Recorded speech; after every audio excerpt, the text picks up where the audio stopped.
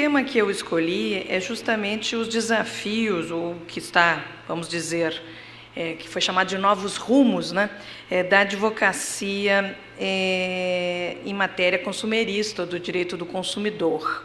Eu queria dividir essa pequena palestra, que eu acho que eu não vou nem usar os 30 minutos, né, em duas partes. Primeira parte é minha tese mesmo, que eu gostaria de ter o apoio dos colegas. Nós estamos numa fase de crise, sem dúvida, né? Mas também uma fase de mudança legislativa. Hoje mesmo saiu no Diário Oficial a Lei de Migrações, com vários vetos. Temos um novo Código de Processo Civil, que é o tema principal da reunião de todos, né? Temos o problema das garantias, a manutenção das garantias, que também é um tema, vamos dizer, muito importante nesse conclave, não é?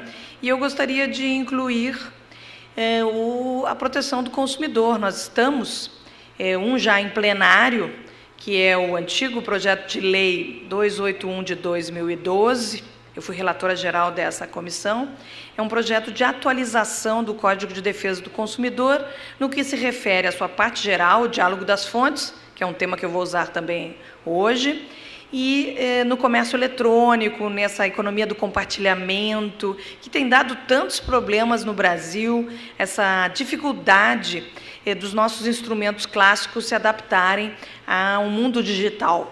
Então, esse projeto, que agora leva o número 3514 de 2015, está em plenário na Câmara de Deputados, já foi aprovado por unanimidade no Senado Federal, e numa dessas, sem que a gente participe, vai ser aprovado, não é? Então, gostaria de colocar o apoio nosso aqui, o nosso olhar cuidadoso, né, para que essa atualização do Código de Defesa do Consumidor não contenha retrocessos ao direito do consumidor, ao contrário, assim como foi previsto, faça um avanço para o Código continuar essa lei muito atualizada, muito útil ao advogado, né, tanto na parte de consultoria quanto na parte de contencioso, para o futuro, né, o fim do século XXI. E existe um segundo projeto, que era o projeto 283 de 2012, esse sobre temas mais polêmicos, que é sobre crédito ao consumidor e prevenção e tratamento do superendividamento do consumidor pessoa física. Vemos aí que as famílias brasileiras estão todas superendividadas, né? E uma dificuldade muito grande em virtude do desemprego, de todos os problemas que nós vivenciamos hoje, do consumidor, pessoa física, honrar com as suas dívidas. Então, ali, através de uma conciliação em bloco, esse projeto que copia não, mas adapta, né, o sistema francês, numa ideia de boa-fé, né, não pode estar de boa-fé aquele que sabe que a sua contraparte, o consumidor, está na ruína, está quebrado, né, está em falência, está super endividado, está nessa impossibilidade de fazer frente às suas dívidas atuais e vincendas. Ele vem propor um plano de pagamento, porque é assim que funciona a conciliação hoje, no Tribunal de Justiça do Rio Grande do Sul, aqui, no Tribunal de Justiça do Paraná, Tribunal de Justiça de São Paulo, Pernambuco, Paraíba, Minas Gerais, tantos tribunais voluntariamente fizeram esse projeto. Por quê? Porque, senão, a pressão é muito grande. Os senhores todos sabem que as revisionais não trazem mais nenhuma benesse ao consumidor. Praticamente nada é abusivo hoje frente aos bancos, apesar da vitória da DIN dos bancos. Então, esse projeto de lei, que foi elaborado pela comissão de juristas, chamada pelo presidente do Senado Federal, e foi presidido pelo ministro Antônio Herman Benjamin, do egrégio STJ, não é? Tive a honra de ser a relatora geral. Esse projeto tenta também trazer esses instrumentos já consolidados, tanto nos Estados Unidos, né, quanto na França e nos outros países de uma sociedade de consumo, vamos dizer assim, realmente mais consolidada, né, mais ativa, né, com crédito, superendividamento e uma reinclusão dessas pessoas na sociedade para aquecer a própria sociedade. Olha o exemplo dos Estados Unidos, né? Foram à falência, 2008, hoje já estão novamente subindo, né? E nós continuamos patinando, né? Bombamos a sociedade de consumo para enfrentar a crise financeira, e agora ela está toda superendividada, e algumas forças da sociedade civil não querem que esse projeto saia. Esse projeto agora tem o nome 3515 de 2000, o número 3515 de 2015, e ontem foi aprovada na Comissão de Defesa do Consumidor um substitutivo. Eu tenho aqui, posso passar aos colegas por e-mail ou por outro meio, se quiserem dar uma olhada, com muitos retrocessos. Posso citar alguns. A publicidade infantil fica destruída no parágrafo 1, criado, um parágrafo 4º do artigo 37. Também o crédito responsável fica muito limitado. O assédio de consumo, que era essa proteção que o consumidor tinha, e do telemarketing, do crédito, que parece maravilhoso, mas na verdade vai levá-lo ao superendividamento com certeza, um crédito, vamos dizer, irresponsável, como diz a lei da África do Sul, tudo isso desapareceu do projeto. E as menções aos hipervulneráveis, tão caros ao ministro Antônio Rema Benjamin, também desapareceram. Não existe mais uma menção ao idoso, ao doente, ao analfabeto. Tivemos muitos casos, muitas reclamações de crédito até por comércio eletrônico, home banking, para pessoas analfabetas, idosas. Tem um caso que ela é surda, analfabeta, idosa, e mesmo assim constante a movimentação da sua conta por comércio eletrônico. Quer dizer, algo que não funciona, não se conhece o cliente. Então, esses avanços que estavam no projeto, já ao sair da primeira comissão da Câmara, ele já sai totalmente deturpado. Ainda existem mais 2 comissões, então o movimento consumerista vai atuar, mas acho que era importante nós, advogados, nesse momento de crise, que estão aprovando tudo, assim, a portas fechadas, porque ninguém consegue entrar, Então, realmente, nós nos manifestamos claramente que queremos a atualização do Código de Defesa do Consumidor nesses 2 projetos, mas sem retrocessos, sem perdas de direitos ao consumidor. São novas seções que vão ser incluídas, e elas devem ser incluídas a favor do consumidor, senão é melhor não fazer realmente essa atualização, porque se é para perder direitos, depois da vitória da ADIM dos bancos, não devemos fazer. Essa seria a minha primeira parte, o contexto em que nós estamos. A verdade é que há uma grande, vamos dizer assim, atuação legislativa no Brasil. E os advogados consumeristas, o advogado, vamos dizer, de briga, e o consultor, aquele que tem que incluir para a sua empresa, uma estratégia de diminuição dos custos jurídicos, ele tem que estar, vamos dizer, atualizado nessas novas intersecções entre as leis. É o que o meu mestre, Eric James, na Universidade de Heidelberg, chama do necessário diálogo das fontes. Eu fiz uma pesquisa no Egrégio STJ, no site, já tem mais de 3 mil, não me lembro bem o número, mas mais de 3 mil citações dessa expressão, dessa teoria de Eric James. Temos 29 decisões plenárias sobre elas. E um grande número, e o resto quase todo, são de monocráticas. Por que uma teoria tão útil assim, tão citada? É sobre isso que eu gostaria de falar.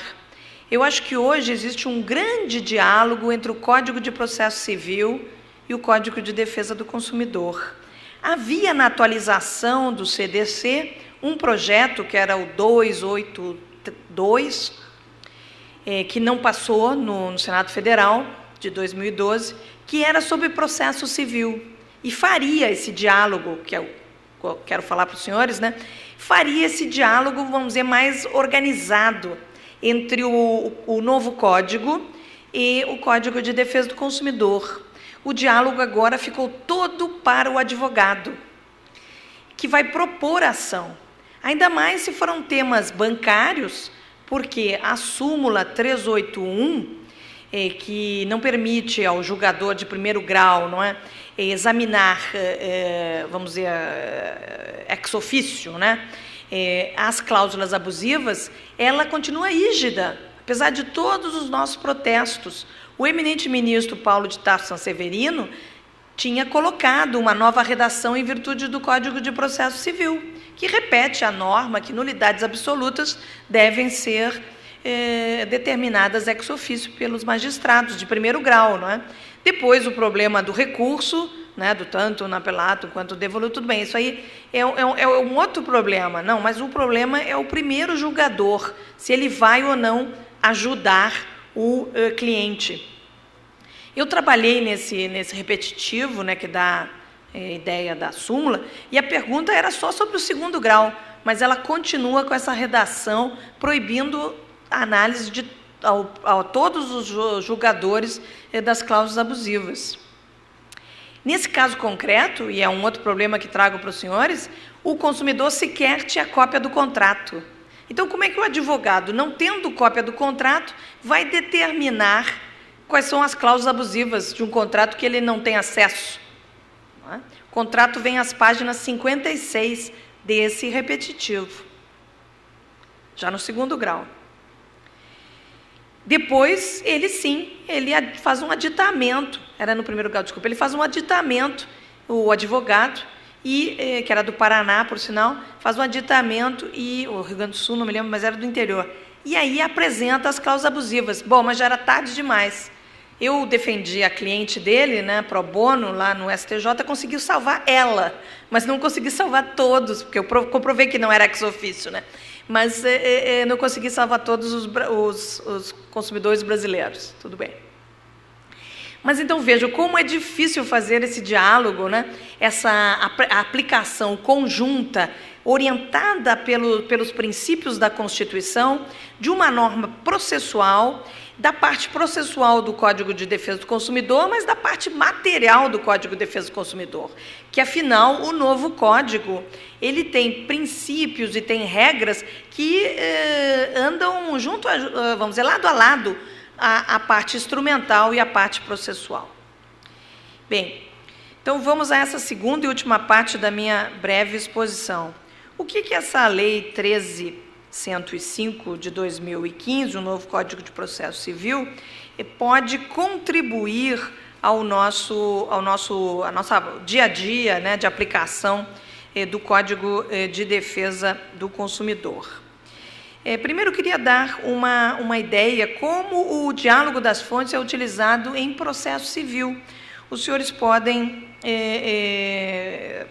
olhar a decisão 103.7759 do Rio de Janeiro, e ali tem uma belíssima ementa para a citação nossa, né, justamente nesse tema do diálogo entre essas fontes. O artigo 7º do Código de Defesa do Consumidor deve ser citado também, porque ele ali esclarece: os direitos previstos nesse Código não excluem outros decorrentes de tratados ou convenções internacionais, por exemplo, o Pacto de San José da Costa Rica, da prisão por dívidas, né? Da legislação interna ordinária, CPC, Código Civil, outros, de regulamentos expedidos pelas autoridades administrativas, pode ser a ANS, Plano de Saúde, pode ser o próprio Banco Central, né? Bem como os que derivem dos princípios gerais de direito, analogia, costumes e equidade, uma autorização da utilização de equidade, né?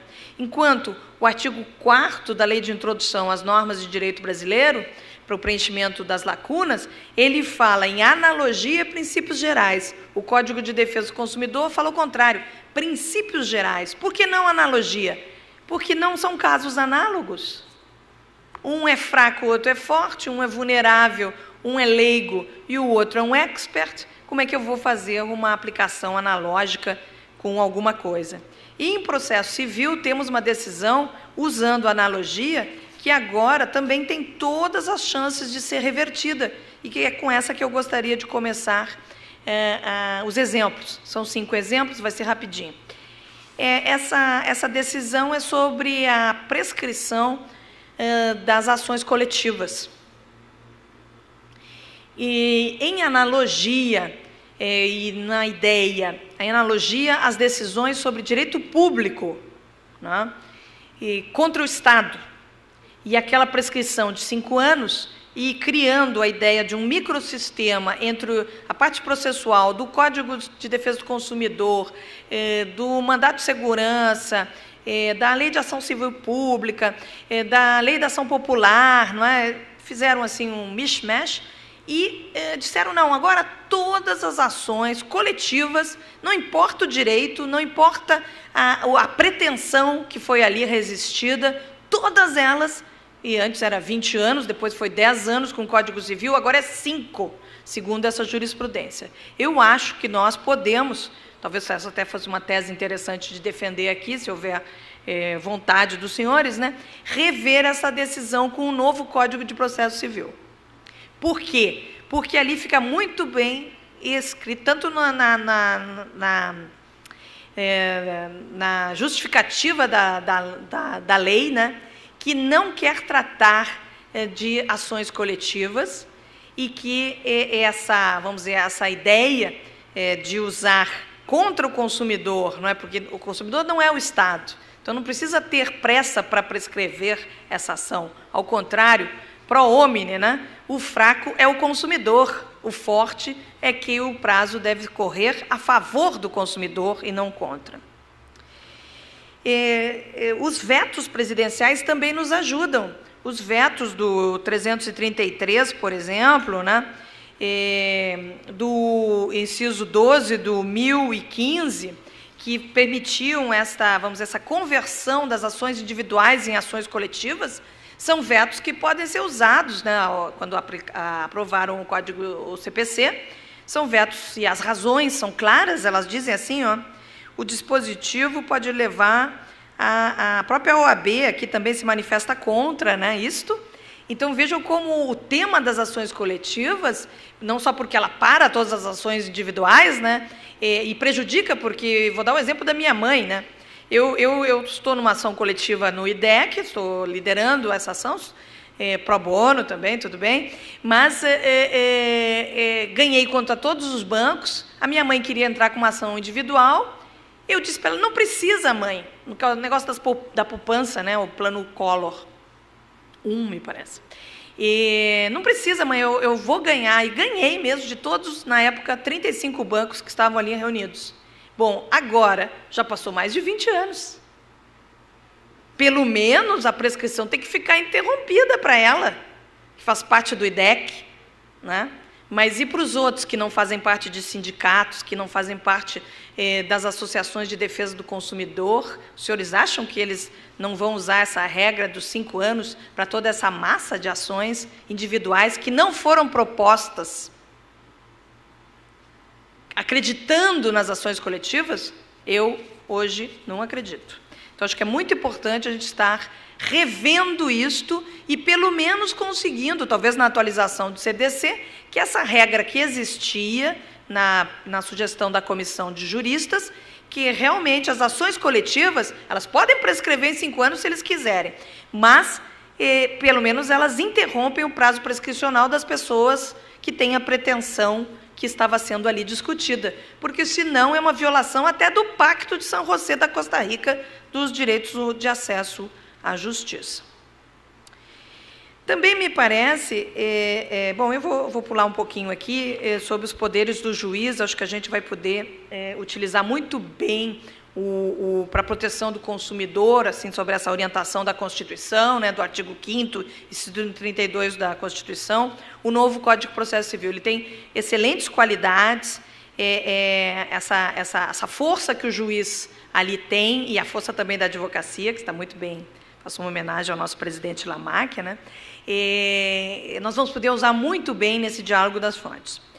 Tem um tema, a única menção ao consumidor do Código é em consumo internacional, é o artigo 22, inciso 2º, sobre a competência da autoridade judiciária brasileira, decorrente de relações de consumo quando o consumidor tiver domicílio ou residência no Brasil.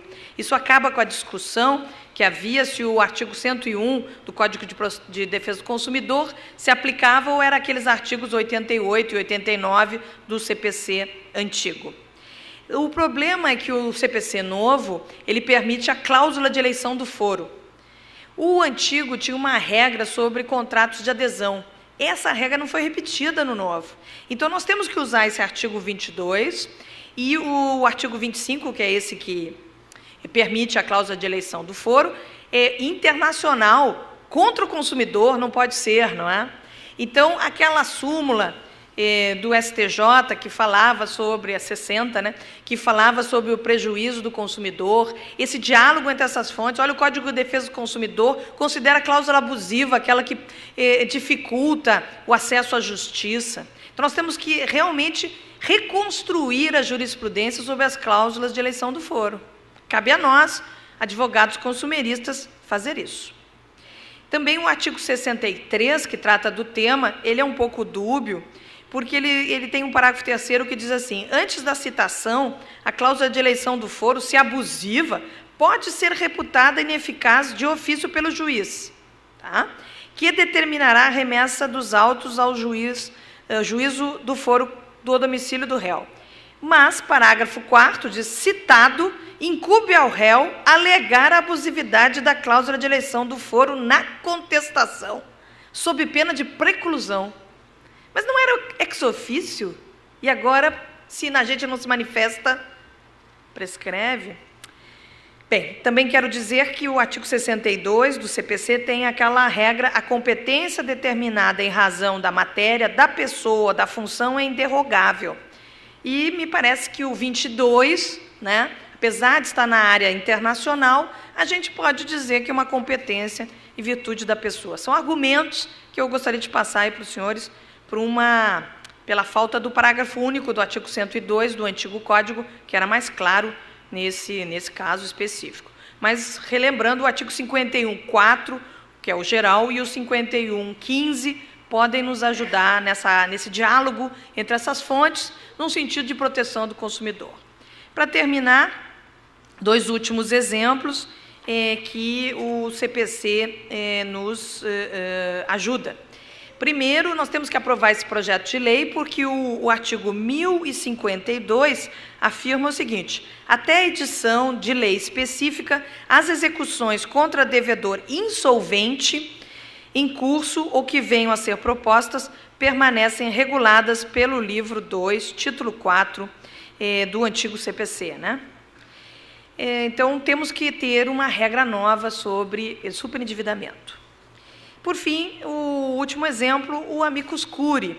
Aqui tem todo um capítulo sobre amicus curiae, o artigo 138, e que prevê, inclusive, a competência desses ajudantes, vamos dizer, amigos da corte, né, para participar.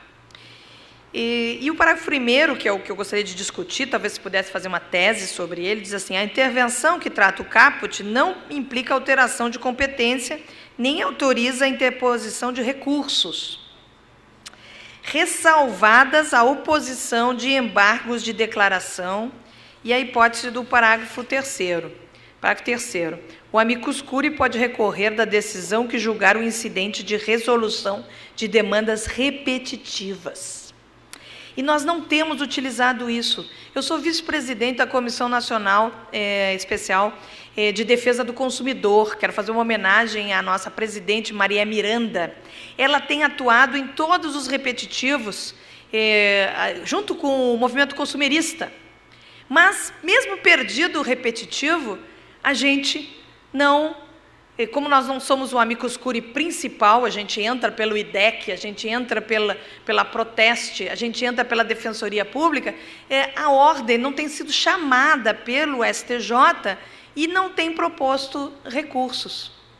Agora, nas discussões da bagagem, a gente está atuando, etc. Nós temos que usar, vamos dizer, esse diálogo entre essas fontes, porque é uma possibilidade nova e muito interessante. Eu tinha preparado também uma coisa sobre o incidente de desconsideração da personalidade da pessoa jurídica, mas eu acho que eu quero terminar com esse dos repetitivos, das demandas, né, e das demandas exemplares.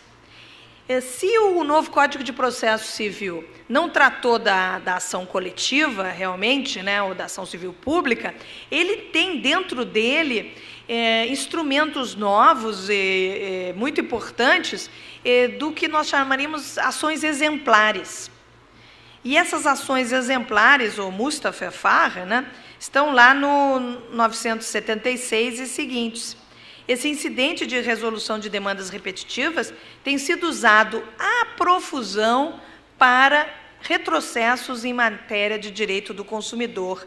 E por quê? Justamente porque ali são teses. E o direito do consumidor precisa do homem.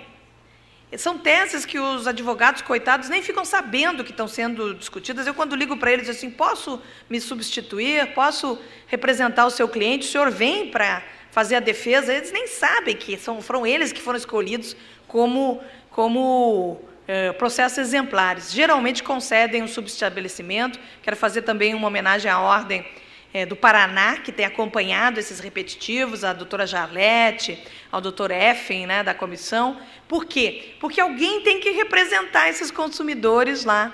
As decisões, geralmente, infelizmente, nos últimos momentos, os últimos meses e anos, têm sido contrárias ao direito do consumidor, principalmente na área bancária. Na área de saúde, onde se visualiza o homem, né, se visualiza a pessoa humana, as decisões, muitas são positivas, não todas. Perdemos na faixa etária do idoso, também foi um caso que fomos lá substituir o advogado, que também não sabia do caso. Então, o Código de Processo Civil se aplica em diálogo com o Código de Defesa do Consumidor? Sim, mas se aplica principalmente guiado pelo valor constitucional. Qual é o valor constitucional? A proteção na forma da lei, a defesa na forma da lei do consumidor, pelo Poder Executivo, pelo Poder Legislativo, pelo Poder Judiciário. É um dever de proteção do Estado. E nós, a advocacia, uma advocacia ativa como é a de Santa Catarina e a brasileira no momento, nós devemos estar atentos para não haver retrocesso, seja no Legislativo, seja no Judiciário. E no Judiciário temos esses novos instrumentos que podemos, inclusive, ajudar a melhorar a situação dos consumidores. Muito obrigada.